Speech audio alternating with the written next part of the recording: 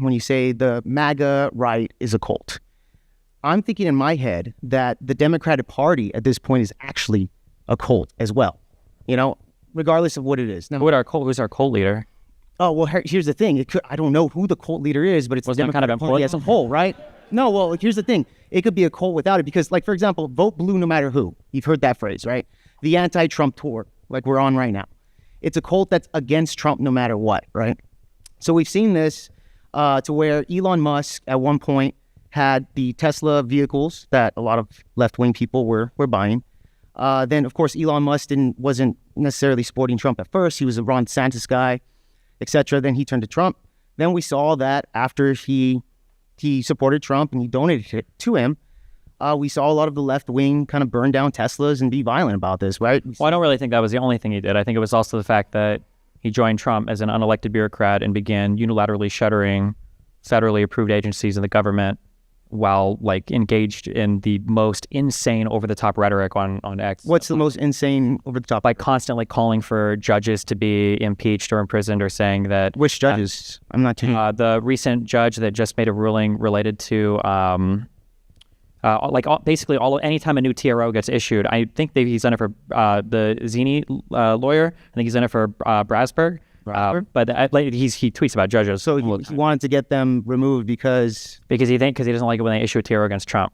But wait, just real quick, you're not familiar with Elon engaging in any anti-judicial rhetoric on X? I know Elon Musk has stated that he doesn't like these individuals, which is fair enough. He has his opinion, right? But it's not just his opinion, right? He's like the richest man in the world who's sure, but you have an opinion too. Like for example, I'm not an elected official. I don't work in government.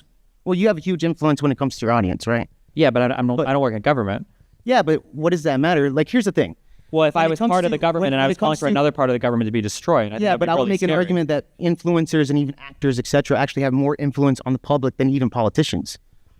Than most politicians. And most politicians, yeah. But why. Donald Trump, because he's a cult leader, probably not. But even with you, I think you have more influence than on the public than most politicians. Individual, that's probably true. Probably true. That's what most for sure, especially city council. So that's what I'm saying. When you say, well, I don't work in government, at the same time, I could say, yeah, but you have more influence on the public than most politicians. Right? No, I agree. I was just pointing out why people would probably have such a visceral reaction to everything Elon Musk has done. I think it's super warranted that people would feel horrified by it. Right. No, yeah, for sure. Okay, I get you there. But I wanted to shoot this back here.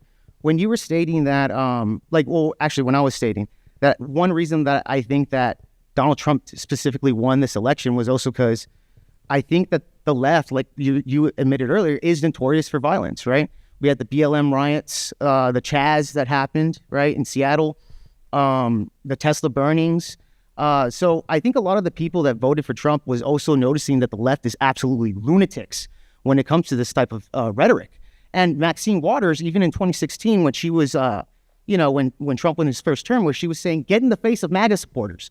When I was, because I'm from South Texas, I would wear a fucking MAGA hat at a bar, and I was getting attacked by people that didn't like that. I think this is what drove a lot of people towards Donald Trump to vote for him. Wouldn't you say?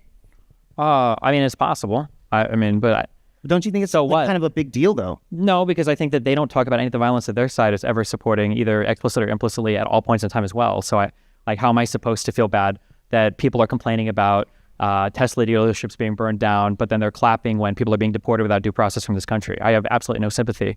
And the fact that they can keep doing this hand-wringing of the left is so bad and they won't disavow these people, even though the left has to disavow its own side all the time. When Biden... I don't see any of the left doing that, though. I don't know how much you're looking at. Well, I watch your show. Okay, well, Biden literally... You didn't even disavow the assassination of Donald Trump, bro. I wish. It was the assassination attempt, okay? Oh, yeah, the assassination... I'm just kidding. Hey, but am I right there, Destiny? Come on, man. Come on, man. Just jokes. So you can have a standard for my behavior. You can talk about whether my behavior is over the line or not, but I think it's very different when you compare the behavior of somebody in government versus me, who's like a pundit. You're a guy that has more influence than politicians. That's my point. Yeah, but it's a different type and the vast majority. It's a different type of influence, though, right? What's the difference? There's a different expectation for behavior for things that that I would have versus somebody who's part of the government. Would you agree, or do you think it's the same? I would agree that your influence would actually affect people's behavior more so than some random person. No, it's not. It's about the expectation of behavior or what would be proper. So if I was an elected official and I was working in the executive branch it means something a lot different for me to say I hate this judge than if I was just like a pundit. I was like, I hate this judge. I think Right. Those are so you can have a totally different standard expectation of behavior, regardless of how many people you influence or not, just based on the role that you occupy. Yeah.